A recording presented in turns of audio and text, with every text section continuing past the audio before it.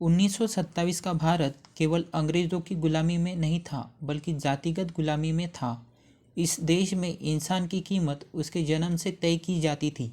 महार, मांग, चमार और अस्पृश्य समाज को इंसान मानने से ही इनकार कर दिया गया था। सड़क पर चलने का अधिकार नहीं था, स्कूल में पढ़ने का अधिकार नहीं था, मंदिर में प्रवेश नहीं था और पानी पीने का भी अधिकार नहीं था। महाराष्ट्र के कोकण क्षेत्र में चौदार नाम का एक तालाब था। यह तालाब कागजों में सार्वजनिक घोषित किया था, मगर कानून के अनुसार उस तालाब का पानी सभी के लिए था। लेकिन हकीकत में दलित समाज को उस पानी को छूने तक की इजाज़त नहीं थी। अगर कोई दलित उस तालाब का पानी पी लेता है तो उसे अपवित्र कहा जाता था। यह अन्याय सालों से सहा जा रहा था, लेकिन एक व्यक्ति था जिसे यह अन्याय स्वीकार नहीं था। वह व्यक्ति थे बाबा साहेब आम्बेडकर। बाबा साहब केवल विद्वान नहीं थे बल्कि क्रांतिकारी सोच के नेता थे। वे कहते थे कि अधिकार मांगने से नहीं, संघर्ष करने से मिलते हैं।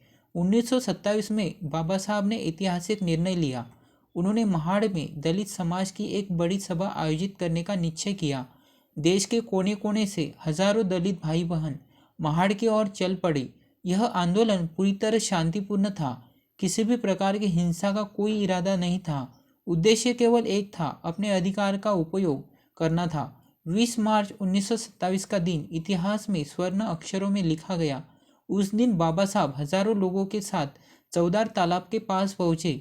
वहां कोई हंगामा नहीं था, कोई हिंसा नहीं थी। बाबा साहब आगे बढ़े, उन्होंने तालाब से पानी लिया और उस पानी को उन्होंने पी लिया। यह सिर्फ पानी पीने का क्षण नहीं था, यह इंसान होने का अधिकार साबित करने का क्षण था। बाबा साहब के आगे हजारों लोगों ने वही पानी पिया। उस एक घूंट में आत्मसम्मान था, उस एक घूंट में समानता की भावना थी।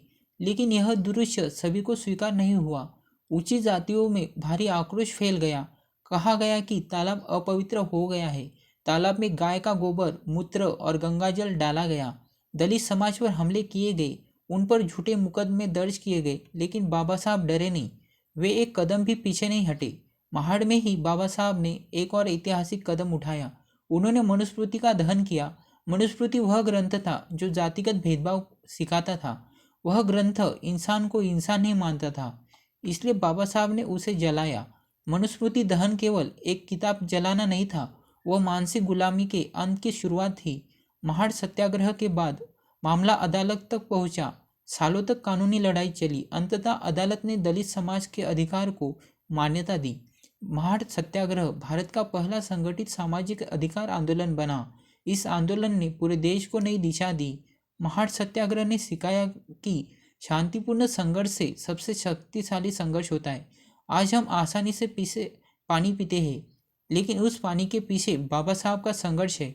महाड़ सत्याग्रह केवल इतिहास नहीं है, वह आत्मसम्मान की सीख है, वह समानता का संदेश है, वह बाबा साहब के विचारों को जीवित रखने की एक प्रेरणा है। बाबा साहब केवल एक व्यक्ति नहीं थे, वे एक विचार थे और वह विचार आज भी जीवित है। महाड़ सत्याग्रह पानी के लिए नहीं बल्कि इंसान होने का अधिकार के लिए था। यह संघर्ष हर पीढ़ी को याद रखना चाहिए। इस संघर्ष को भी कभी भूलना नहीं चाहिए। जय भीम, जय संविधान।